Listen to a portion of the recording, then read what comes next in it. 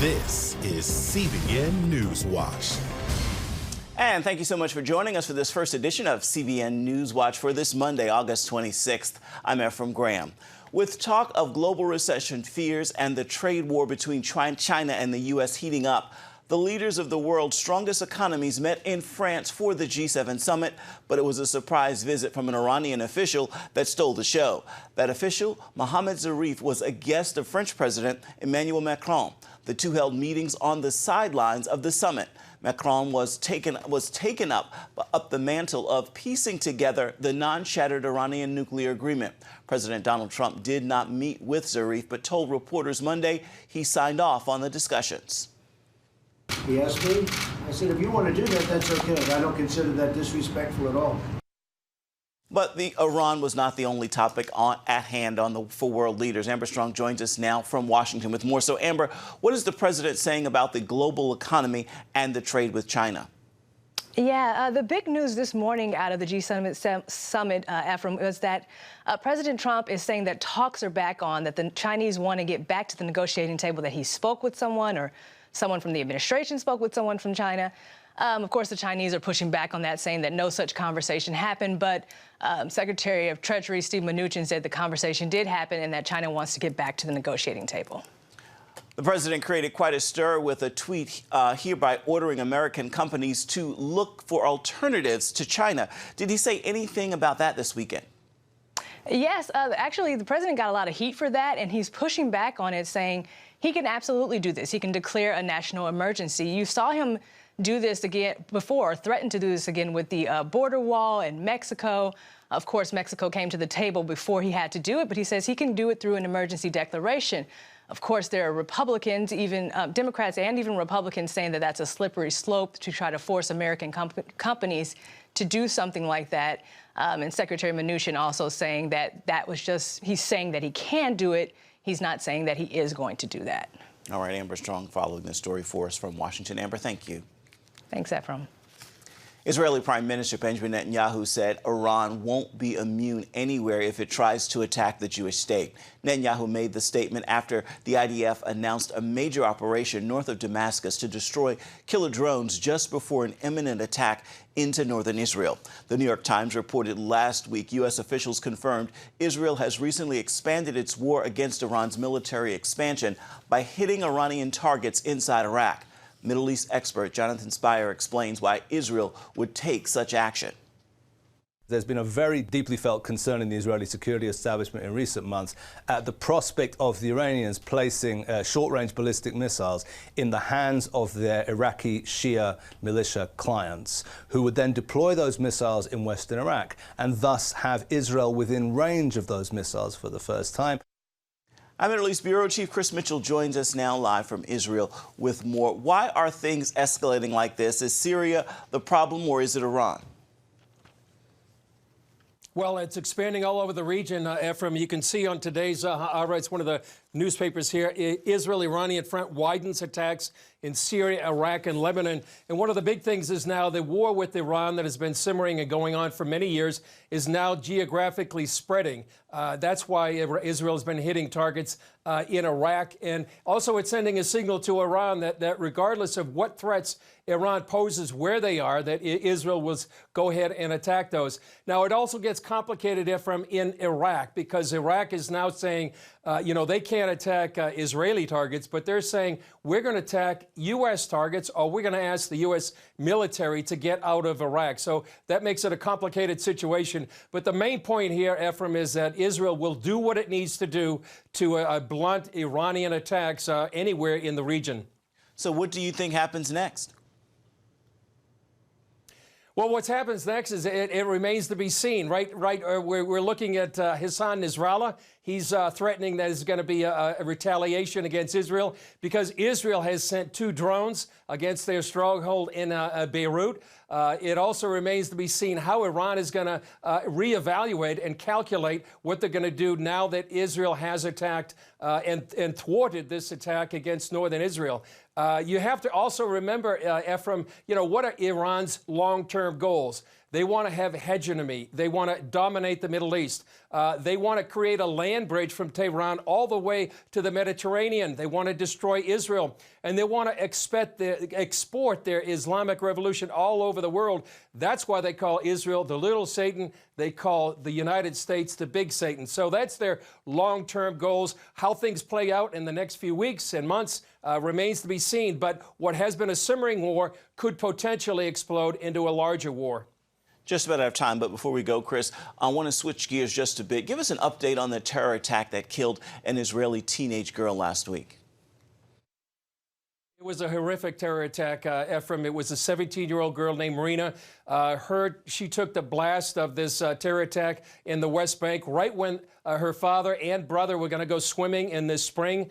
She was killed. They are getting better. Israeli Prime Minister says he's going to pay them a condolence call in the hospital not too far away.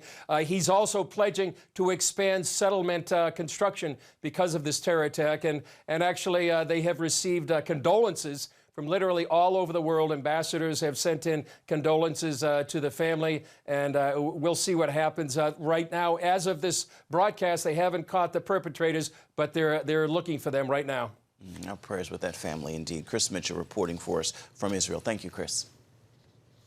Police firing water cannons and fired tear gas into the massive crowds, and the first time using their guns, firing a warning shot as the battle with police started to get out of control. It is the first time police have used live ammunition in 10 weeks of protests this weekend. The violence has ramped up. Police out in force using water cannons and launching tear gas to keep protesters at bay. Nearby, just across the border, Chinese troops, some dressed as civilians in handcuffs, apparently getting ready to move in if Hong Kong police lose control. Today, leaders on both sides are calling for calm. Experts say we could be on the brink of a catastrophic disaster when it comes to the nation's power grid. CBN News national security correspondent Eric Phillips is showing us why.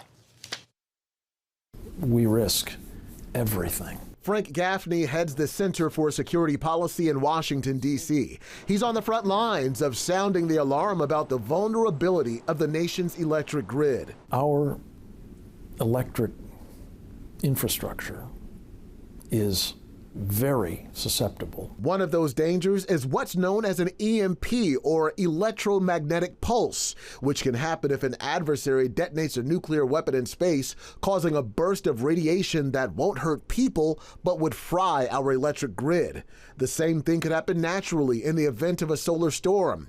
Then there's another naturally occurring process deep within the Earth that could result in what's known as a magnetic pole reversal. Dr. Hugh Ross talked about it on a recent edition of the 700 Club. The biggest consequence is the damage it could do to our electric power grids. What can we do? Gaffney says there are several effective steps the military took to protect sensitive assets some 30 years ago after discovering these vulnerabilities. What are called surge protectors. Sort of think of what you hopefully have your computer plugged into, only bigger. Shunts, which essentially move electric current around what you're trying to protect.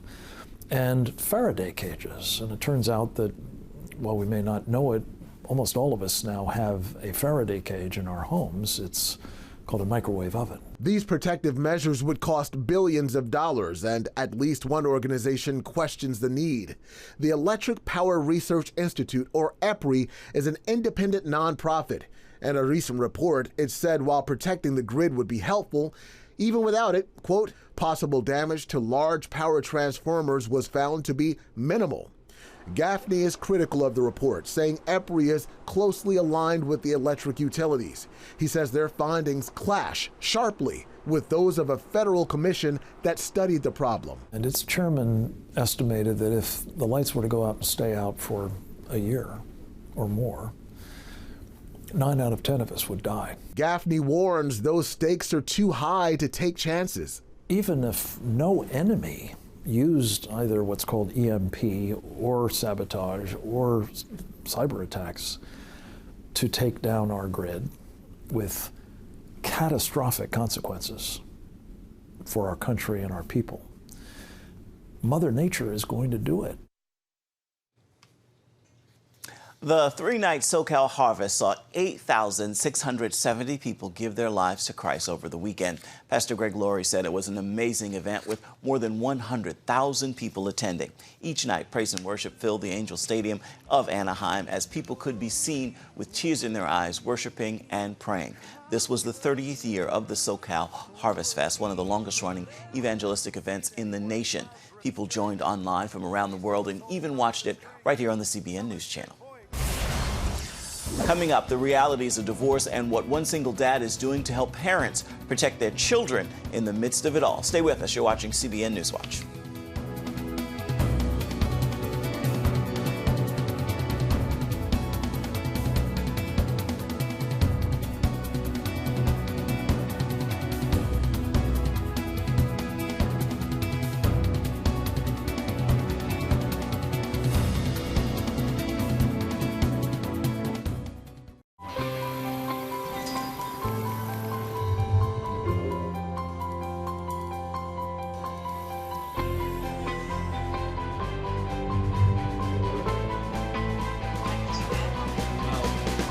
I am Region's first ROTC graduate student.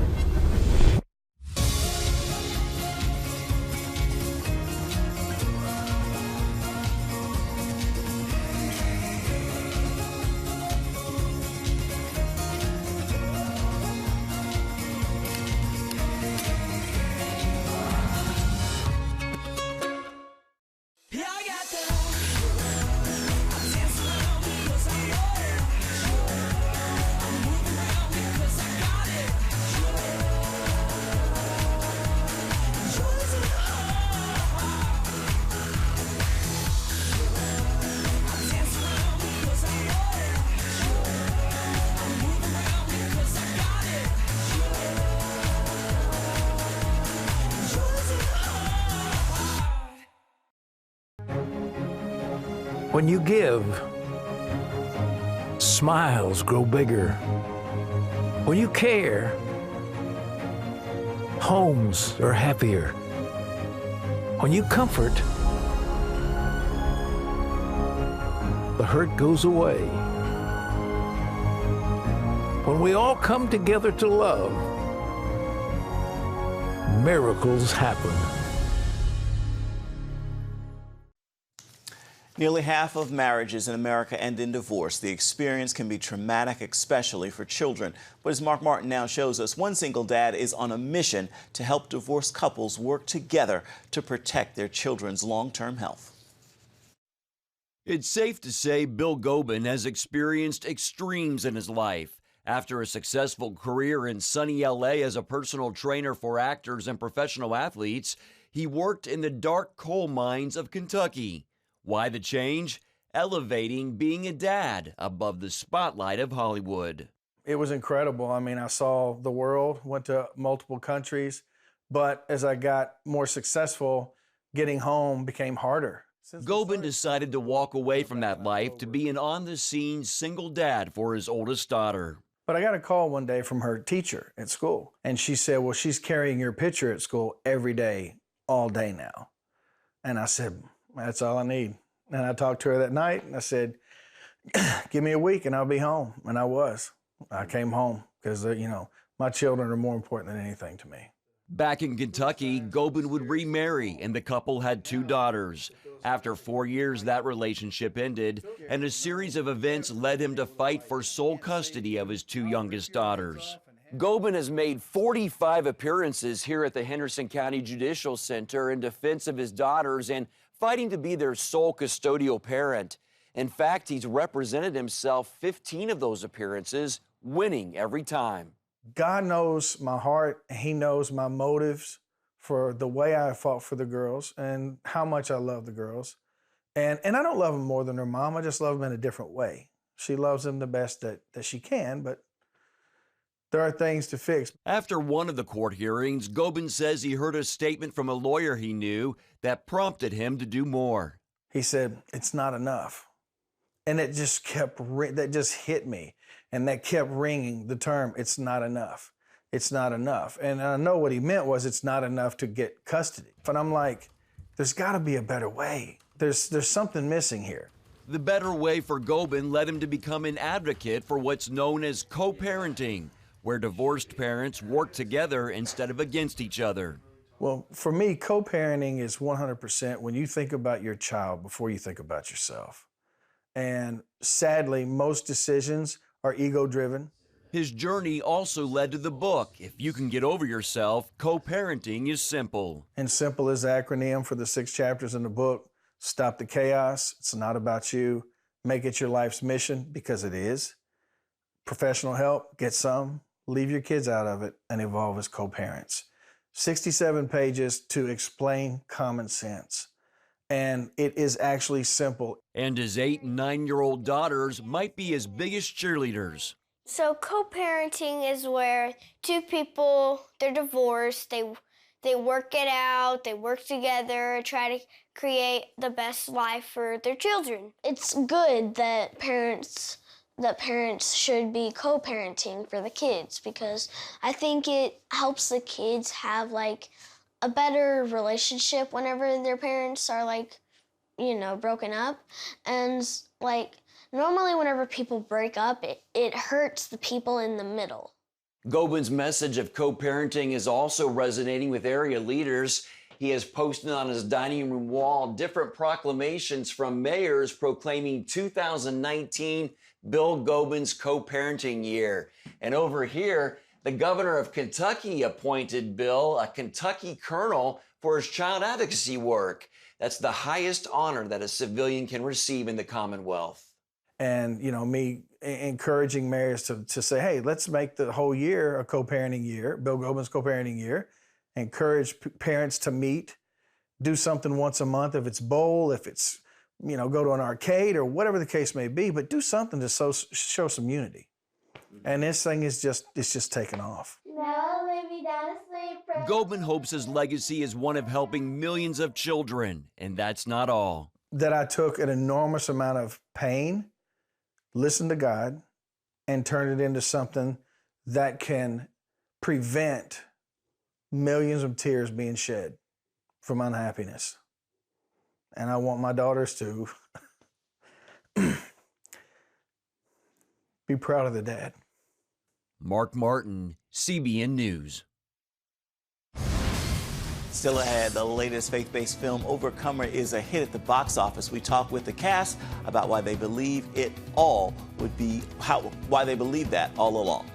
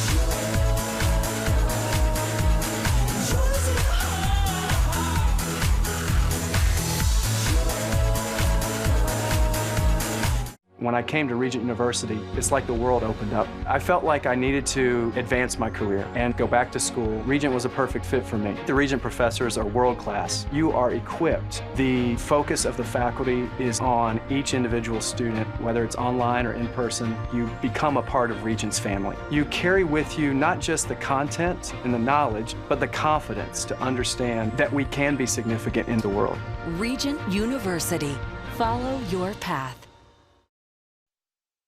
Overcomer finished number 3 at the box office this weekend, bringing in more than $8 million. It is the latest film by Alex and Stephen Kendrick, who continue to stun Hollywood with their success. Take a look. It seems like every 5 or 6 years I get to do a project that I act in. This is my second time doing the coach thing. Alex writes, directs, and stars in the Kendrick brothers' much-anticipated follow-up to War Room. This is Overcomer. Oh, you ran at Franklin High last year. Yes, sir. Born on Valentine's Day.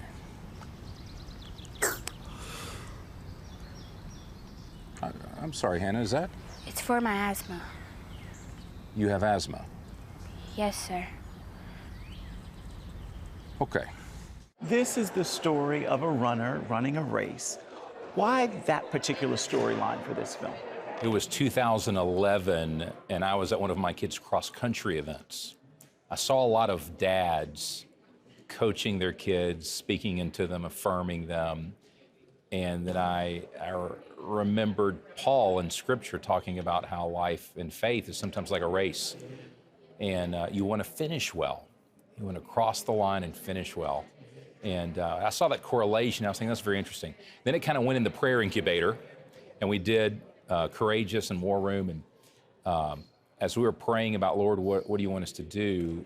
That came back to mind, and the prompting to talk about identity. Look, John,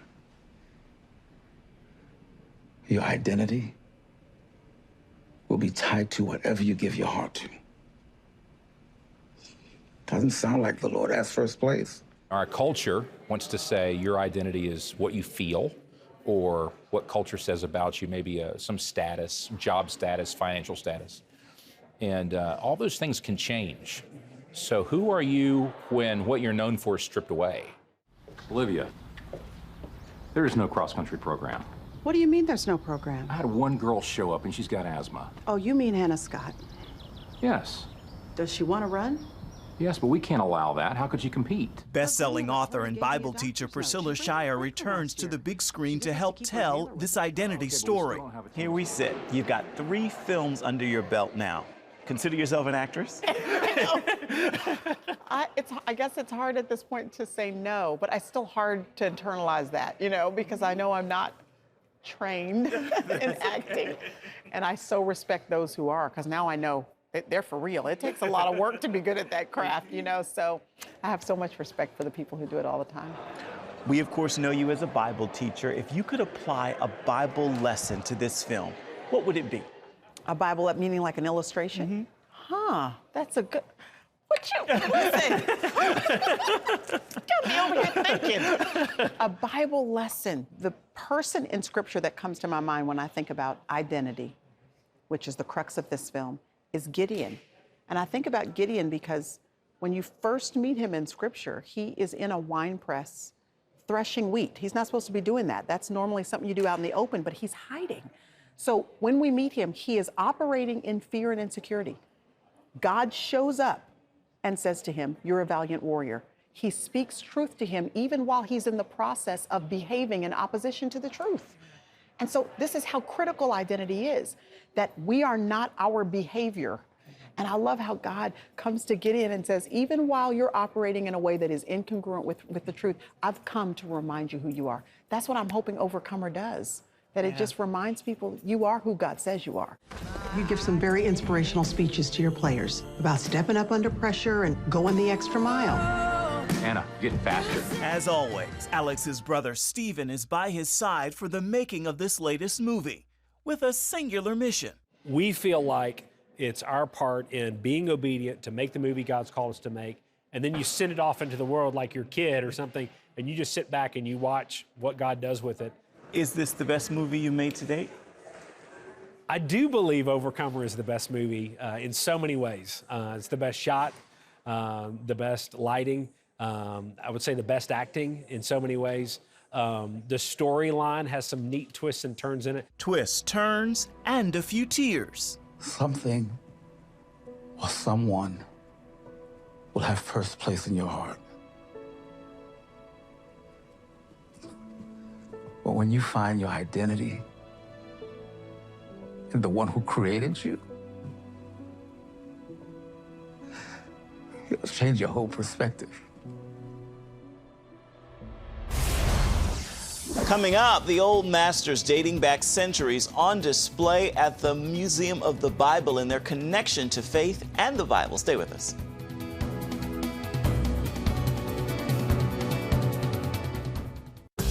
It's the new Superbook Bible app. It's packed with games, activities, and Superbook episodes that you can watch for free. Oh, no! There's trivia, a fun daily devotional, and answers to your Bible questions. Plus, an easy-to-understand Bible the whole family will enjoy. You can even create your own Superbook character. Ta-da! It's the new Superbook Bible app. Free downloads on iTunes, Google Play, and Amazon. Young people, millennials, are flocking to church. It's not an exaggeration to say that we love to meet them and that we love to know their stories. Come home to the Southern Gospel Station from CBN Radio. You'll enjoy a rich Southern blend of bluegrass, classic gospel, and Southern gospel favorites. CBN Southern Gospel. Available now at cbnradio.com. Woohoo! Hi, Superbook fans. Here's something else you'll love. It's the new Superbook Bible app. It's packed with games, activities, and Superbook episodes that you can watch for free. Oh, no!